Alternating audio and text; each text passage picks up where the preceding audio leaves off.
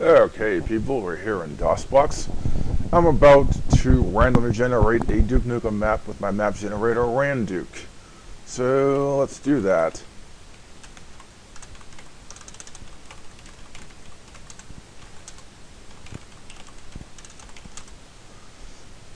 Okay, this is very, very basic. I'm not going to explain how you do this, but I'm going to make a level which is pretty short this time around.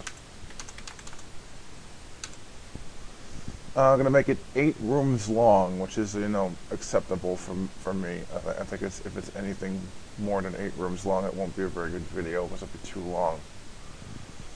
There's logistics concerns here for the video. So yeah, this is Randuke. It's a map joiner, technically, not really a random map generator, but it functions like a random map generator because it joins different random pieces together in different orders every time. So the pieces have monsters in them, and the monsters aren't randomly placed, but you get random enemies in different places in every level, so it's pretty much the same thing. You just get the same ones in each room every time, depending on where that room is used. That's how it works. It's very basic right now. It doesn't have a lot of features yet. It doesn't use logarithms to actually place things like enemies, items, weapons. It does it based off of pre-placed items. So it's a little bit different than like Doom map generators that I'm thinking of off the top of my head, like Randuke, for instance. So yeah. Oh, I forgot to include. Oh, I forgot to increase the CPU cycles. Did that again. So yeah, this is actually a pretty slow program. It takes a very long time for it to build a level. Like, it's a 3-minute job to build one level. Even if the level's really short, it still takes quite a while to do it because it's constantly looking at prefabs to see, will this prefab work? Sometimes they will work, sometimes they won't work. Depends on how you place the prefab in the level. Will there be another area in the way? That kind of thing. So it constantly has to look at library files, which are the same thing as prefabs, and try to join them in different positions over and over again until it gets one that actually works. And that sometimes can take like minutes for one room to be made. So it's not very optimized in terms of building a level quickly. It takes a while. And the rooms aren't little. They're huge. They're your average room is the size of a room in real life. It's not a little chunk of a room like Joiner used to have. Joiner's a program that's based off of. That was similar to this, except it would make a random maze every time and didn't have actual gameplay in it. Randuke actually provides gameplay, good gameplay too, and it's realistic gameplay as well. I think it's a pretty good accomplishment for me. I've never actually made a map generator before for a game, and I don't think anyone's ever attempted to make a decent map generator for Duke Nukem 3D before. There's a few other map generators for Duke Nukem 3D, which I want to talk about in this video. There's one called Random Maze Generator, which is okay-ish. It makes a maze and adds some Duke features, but it doesn't really make the maze all that good. It doesn't add slopes, it doesn't add lighting. The monsters are completely randomly placed. There's only usually 1 or 2 monsters per maze, and you usually have to fight them with a pistol because it doesn't really give you good weapons. It makes really boring levels. They all look the same. Randuke kind of has the same problem, honestly, but at the same time it makes levels which are better. They're more like real Duke Nukem 3D levels than the ones the maze generator makes. And there's another Duke Nukem map generator, which I don't remember much about, but I do remember it's quite bad. In fact, it's way worse than the maze generator, and I can't even stand it. So that one's also quite horrible. So this is the first good map generator for Duke Nukem 3D that will actually produce decent levels instead of bad levels or really boring mazes. These are not just mazes; they have doors. They have breakable grates.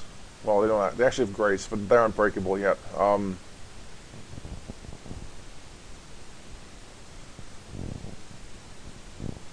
They have bathrooms with mirrors, they have exploding walls, they have breakable glass, they They have ambient sounds, they have slopes, they have water, which you can walk in, but you can't swim underneath it yet. That's something I haven't actually implemented yet because it broke. That's a long story. I said in my little blog post that it had it, but it doesn't. The water is simply something you can, like, wade through. You can't swim in it. Okay, the level's done. Let's look at it in the level editor. Okay, people. This is the level editor that comes with Duke3d. It's called Mapster32. It's just like Build, the normal default level editor for Duke Nukem 3D. I don't use this level editor anymore because it's so user-friendly. But to load maps that Randuke makes, what you do is hit Escape, hit L, go to the left, hit the left key on the left arrow key, then hit the down arrow key till Randuke is highlighted, and then find fin-1.map, which is fin is short for finished, and this is the map it created. I don't know how good this map is. It looks okay-ish. Has custom textures everywhere. Unfortunately, I can't load them.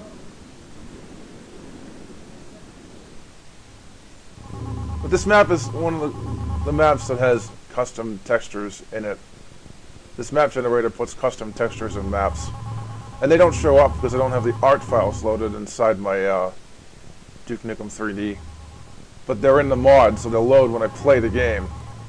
But the editor just doesn't show them, so you get lots of halls of mirrors in the editor. That's not a sign the level's broken, mind you. That's just a sign that I'm lazy in terms of like putting the art files in. I don't really want to put the art files in because it breaks the game. That's a long story. For the most part, the textures only appear in outdoor areas. And ignore the fact I've got Shadow Warrior items from the Duke++ Shadow Warrior thing where I played as Lo Wang the other night. So yeah, I think this level's actually pretty good, so I'm going to save it. Okay, I'm going to call this Randuke 6. And now it's saved in the Duke Nukem folder. That is something that happens automatically. You always save to the Duke Nukem folder. No matter what, it just by default saves there. So that's how this map came out. Came out pretty good, actually. Okay, we're in Duke Nukem 3D again. This time I fixed the problem with the quotes being Shadow Warrior quotes rather than Duke Nukem ones. Yeah, piece of cake. So we're going to play the map we just generated, this time in Duke Nukem 3D instead of... This time we're playing as Duke Nukem, by the way. We're not playing as Lo Wang. We're still going to be fighting Shadow Warrior enemies here and there, but...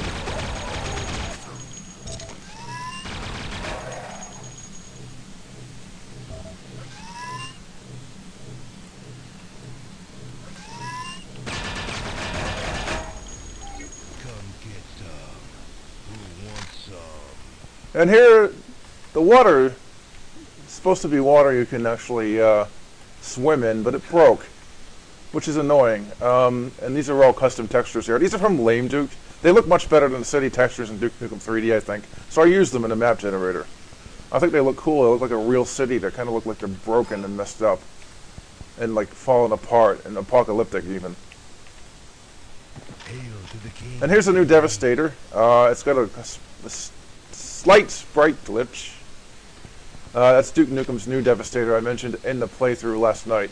Now down here, I didn't go down here in the playthrough when I came to this kind of sector.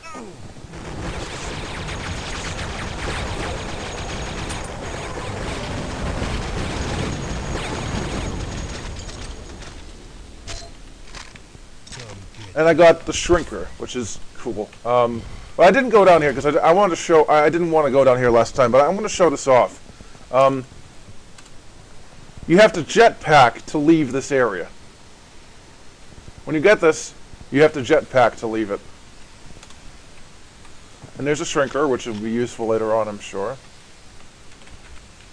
And there's a dead end. Map generator has a lot of dead ends. It's just the way it works. Every room is connected by doors. And even if another room is not put in, a door is put in.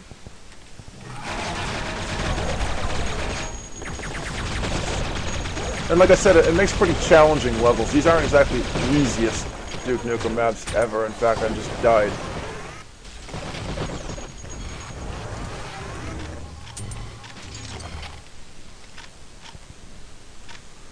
fact, I'm going to use the Devastator for a little while. I love the Devastator. It's like my favorite Duke Nukem weapon. I haven't used it enough.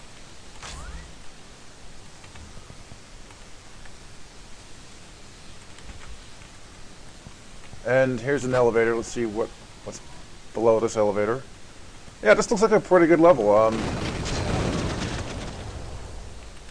The elevators are like Duke Nukem ones. They don't rise after they lower, or lower after they rise. You have to flip a switch to make them do that, which I like. I think most elevators should be like the Duke Nukem ones, actually. They have much better control, and I died again because I was stupid and walked into that trip bomb. Ignore that. Normally I wouldn't have died there, okay, people? But there's lots of trip bombs in the levels at times. This one looks like it's going to have a lot.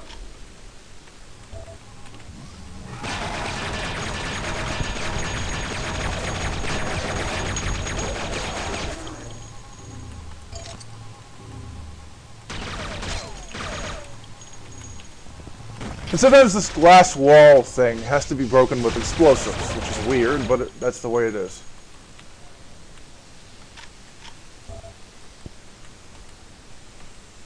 And there's some more trip bombs here. And I'm going to explode them without taking too much damage. Hopefully I just did.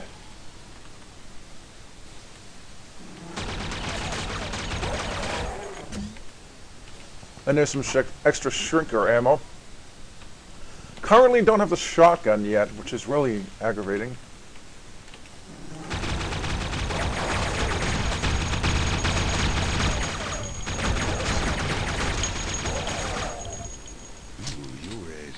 Ooh, I have the double barrel shotgun.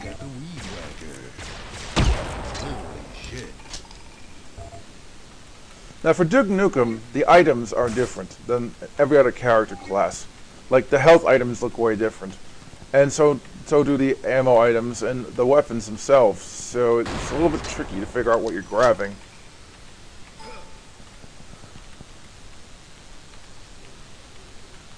And I think there's an extra Devastator in this dumpster. I just have to freaking get in.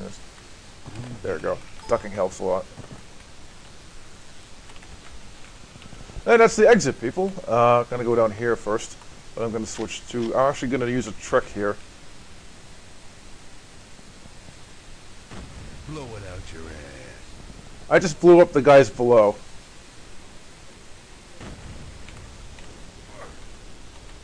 At least some of them.